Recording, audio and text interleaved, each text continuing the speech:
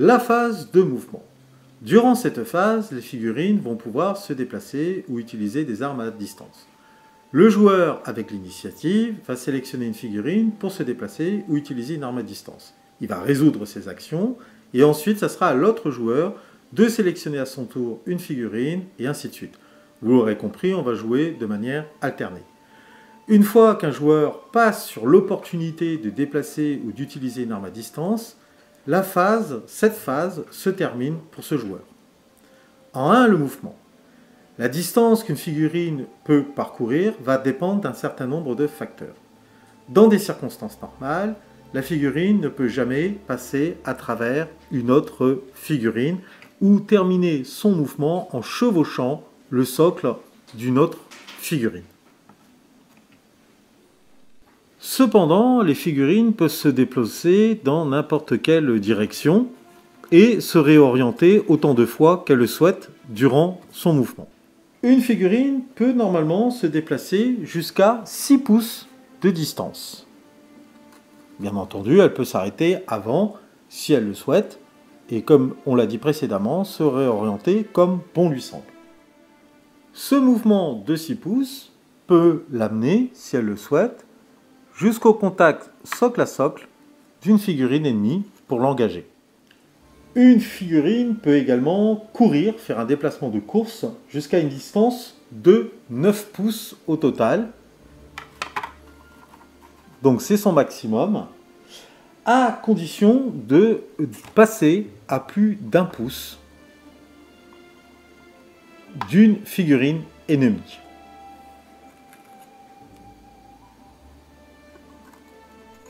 Une figurine verra son mouvement amputé de moitié si elle rencontre l'un des critères suivants. La figurine est sonnée ou possède une blessure grave. Dans ces cas-là, si elle décide par exemple d'effectuer un mouvement normal jusqu'à 6 pouces, elle ne pourra plus se déplacer que de 3 pouces.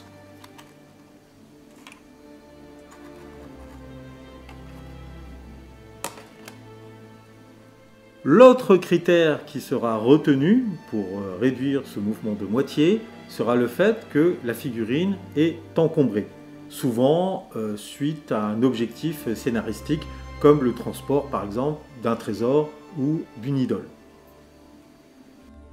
Enfin, le dernier critère retenu sera le fait de traverser un terrain considéré comme difficile. À partir de là, son mouvement sera réduit de moitié également.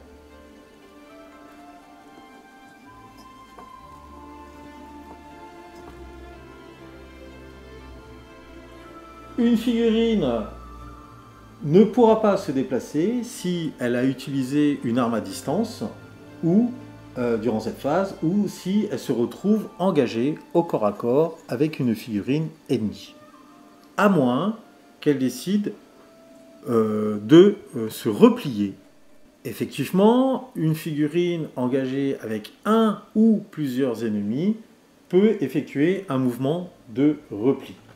Dans ces cas-là, la figurine va se replier jusqu'à une distance maximum de 2 pouces de ses adversaires.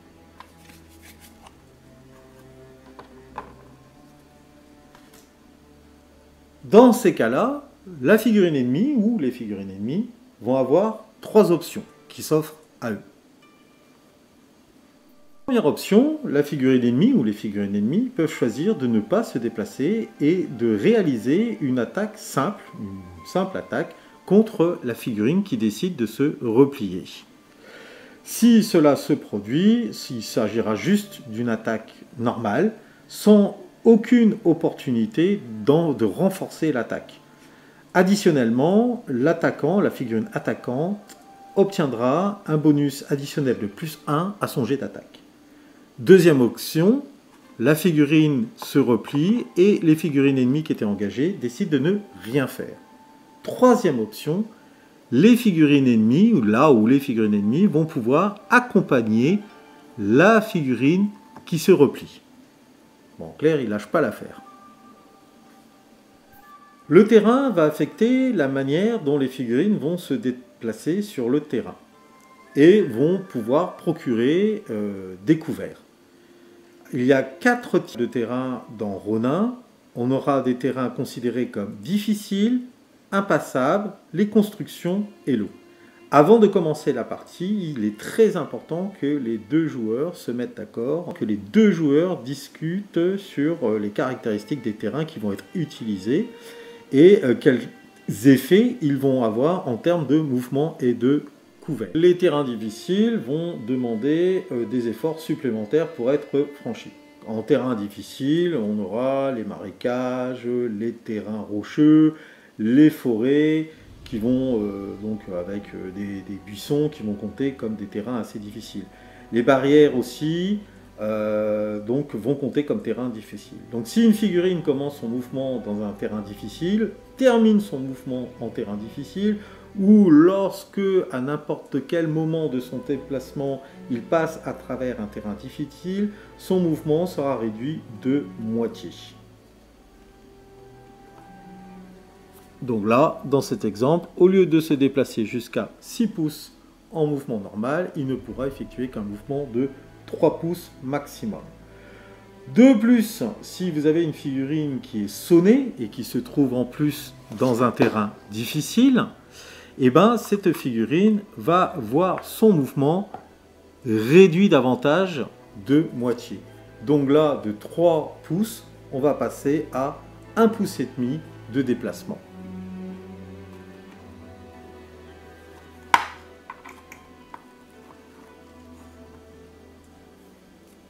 Au niveau des terrains, comme nous l'avons vu, nous aurons également les constructions. Alors, les constructions sont des types spéciaux de terrain, et là, ils vont demander également une attention assez particulière.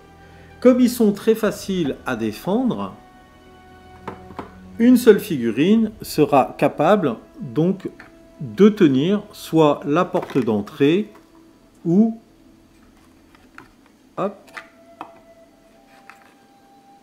les fenêtres si l'espace est suffisant pour s'y introduire. L'autre particularité avec les terrains, donc on va partir du principe que se déplacer à l'intérieur donc peut être considéré comme terrain difficile, d'accord. Ce qu'il faut également prendre en compte, c'est le type d'arme qui va être utilisé à l'intérieur donc du bâtiment. Là, on a bien un moine Soe avec son naginata qui affronte, on va dire, un brigand avec son katana. Dans ce cas-là, le moine Soe va subir une pénalité parce qu'il porte une arme longue. Et donc, de ce fait, il va souffrir d'une pénalité de -1 sur son initiative et une pénalité de -1 sur ses jets d'attaque, tant qu'il continuera à se battre à l'intérieur de ce bâtiment. À moins que le combat se déroule dans une pièce beaucoup plus importante, beaucoup plus large. Enfin, nous avons l'eau, comme les étangs, les mares et les rivières. Alors, là, pareil, cela demandera une certaine attention de la part des deux joueurs. Alors, une figurine qui décide de traverser, par exemple, ce cours d'eau, d'accord, va devoir traiter ce terrain comme un terrain difficile. Donc, vous l'aurez compris, du coup, imaginons qu'il décide de se déplacer normalement, donc normalement 6 pouces, il va devoir réduire son déplacement de moitié, et donc 3 pouces. Il sera autorisé à parcourir un maximum de 3 pouces. Une fois qu'il est dans l'eau, il y a un autre effet qui peut se produire. Imaginons que cette figurine qui est en train de traverser le cours d'eau subit une attaque à distance et se retrouve, on va dire, sonnée par cette attaque. Donc on lui met le marqueur approprié pour montrer cet état de fait. Et à partir de là, dans cette situation, on va devoir lancer un dé de 6. Si le joueur qui contrôle ces figurines obtient malheureusement un 6 sur son résultat, eh ben on va considérer que la figurine subit une critique blessure et en fait, elle se noie. Et elle est retirée du coup comme perte pour le jeu. Autre cas particulier le fait que la figurine concernée, qui est en train de tenter la traversée d'un cours d'eau, d'une rivière, d'une mare, porte une armure lourde. Dans ces cas-là, automatiquement, il faudra lancer un dé de 6. Et là, si on obtient un 6, ou si on obtient un 5, la figurine se noie, emportée par le poids de son armure. Et elle est retirée du coup de la partie comme perte. En 2, maintenant, nous allons nous intéresser à l'utilisation d'armes de tir, d'armes à distance, durant cette phase de mouvement. Ceci sera la première des 2 opportunités durant laquelle vous, les joueurs, vous allez pouvoir utiliser des armes à distance durant un tour. La seconde occasion de pouvoir utiliser des armes à feu ou à distance se déroulera durant la phase d'action. Utiliser une arme à distance durant ce tour est considéré comme un tir réflexe, un tir rapide peut-être parce que la cible est en train de se déplacer et donc cela va procurer des pénalités pour pouvoir la toucher. Cependant, les figurines qui sont armées avec des arcs vont avoir la possibilité de tirer 2 fois durant ce tour, même si elles vont subir des pénalités, vous l'aurez compris, puisque le fait de tirer 2 fois durant un tour va engendrer automatiquement des malus. Donc, ce qu'il faut savoir, c'est que n'importe quelle figurine qui n'est pas sonnée et qui n'est pas engagée au corps à corps avec un ennemi va pouvoir réaliser une attaque avec une arme à distance durant cette phase. C'est un cas particulier parce que l'utilisation d'armes à distance va différer d'un combat au corps à corps dans le sens où seul l'attaquant va lancer des dés. Regardons donc de plus près comment va se dérouler la procédure de tir. D'abord, donc le joueur qui est actif va donc sélectionner une figurine cible et va ensuite mesurer la portée et vérifier sa ligne de vue.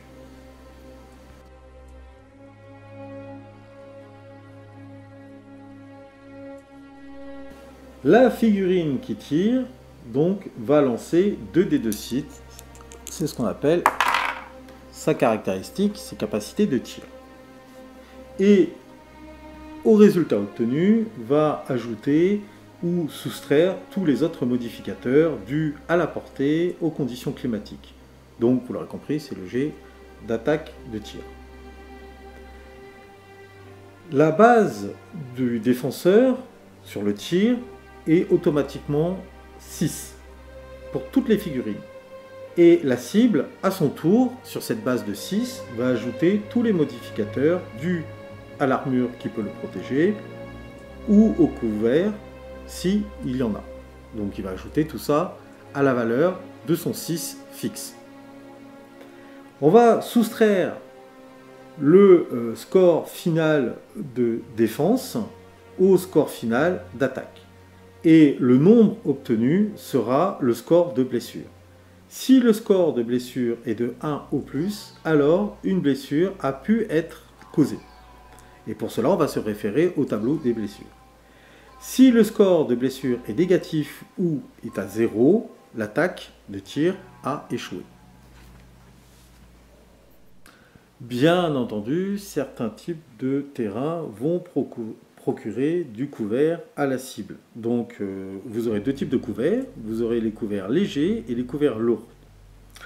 Donc qu'est-ce qu'on va trouver? La végétation, donc des haies, donc qui vont pouvoir, on va dire, mettre dans la pénombre la cible et offrir une protection mineure. Dans ces cas-là, la figurine qui a couvert léger, par exemple, considérons que cet arbre lui offre un couvert léger, donc il va pouvoir gagner plus 1 en bénéfice sur son score de défense. Donc vous l'aurez compris, de 6 déjà, il va passer à 7. Les couverts lourds, donc cela va inclure justement tout ce qui est bâtiment dur, les murs, les palissades en bois et les choses avec lesquelles vous serez mis d'accord avec votre adversaire, votre joueur opposant. Dans ces cas-là, le défenseur va pouvoir bénéficier sur son score de défense d'un bonus de +2. Concernant la ligne de vue, puisqu'il y a le couvert mais également la ligne de vue, donc il va falloir pouvoir tracer une ligne de vue. Donc vous l'aurez compris, le tireur doit pouvoir voir sa cible. Il n'y a pas de ligne de vue, s'il n'y a pas de ligne de vue, aucune attaque ne peut être réalisée. Donc les situations suivantes dans Ronin vont bloquer les lignes de vue. Si une ligne droite entre n'importe quelle partie du socle de la figurine de l'attaquant passe au travers, touche n'importe quelle partie du socle d'une autre figurine, eh ben, la ligne de vue est bloquée et le tir ne sera pas réalisable. Deuxième condition, s'il y a plus de 2 pouces de couvert léger entre le tireur et sa cible. Et enfin, troisième condition qui va empêcher le tir, le fait d'avoir une quantité de couvert lourd entre le tireur et la cible, sachant que la cible ne s'est pas déplacée ou n'a pas utilisé d'arme durant cette phase, ce tour de jeu. Dans Ronin, vous aurez également la possibilité de pouvoir tirer dans un combat qui est déjà engagé. Alors, c'est, on va dire, un risque à courir, car si le tir rate, il peut toucher un autre des combattants engagés au corps à corps. Alors, la procédure à suivre est la suivante.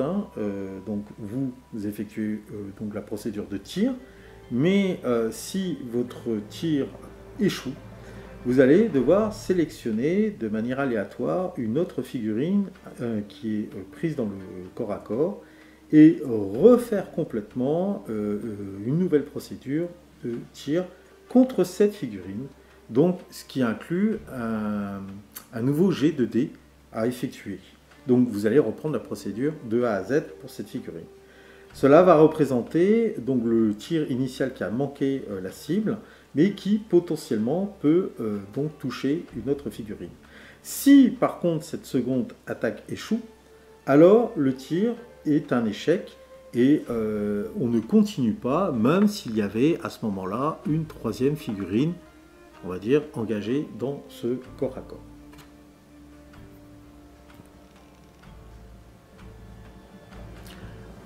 Voyons un exemple concret d'un tir. Donc, nous avons là un brigand équipé d'un arc, d'un yumi, et qui décide de tirer sur un moine Soe durant la phase de mouvement. Notre brigand ne s'est pas déplacé et peut clairement dessiner une ligne de vue donc jusqu'au moine Soe. Donc, il est bien éligible pour tirer. Il lance 2 dés de 6 et il obtient un 7.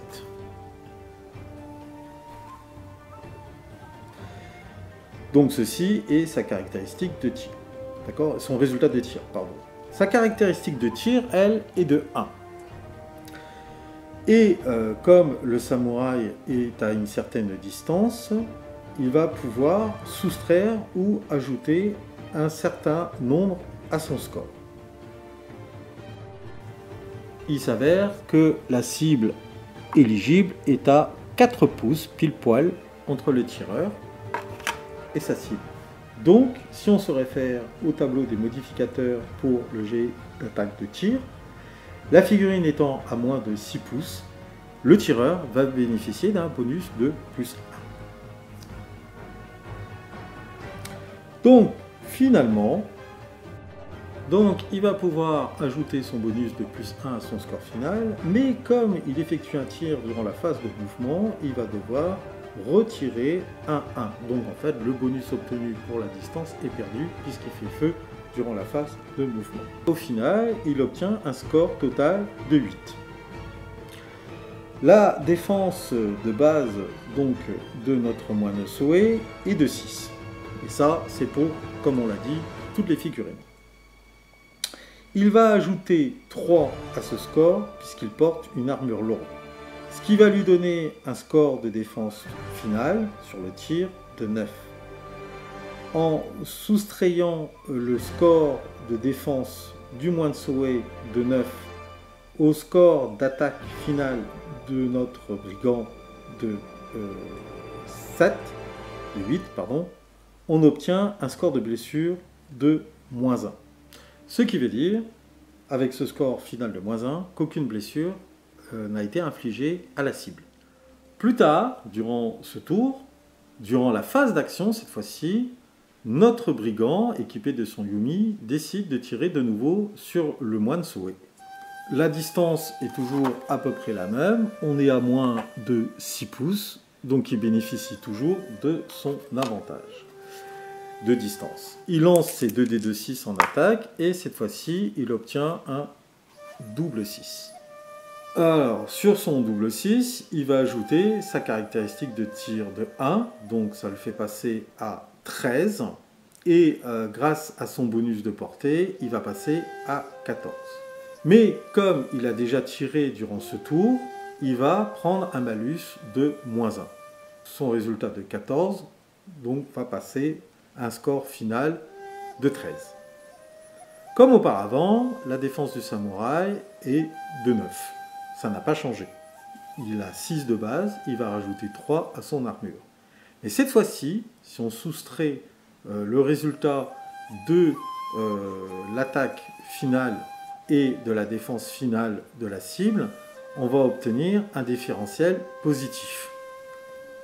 Le différentiel est donc de 4, et donc à partir de là, positif, on va se référer au tableau de blessures. Et si on consulte le tableau des blessures, blessure de 4 à 5, notre moine Soé, donc lâchement attaqué dans le dos, malgré la protection de son armure, donc subit une blessure grave. La conséquence va être directe pour notre moine Soé. Il va perdre à partir de là -2 à ses tests d'initiative, -1 à ses tests de combat, -1 à son pool de combat et -1 à sa caractéristique de tir s'il en possédait une.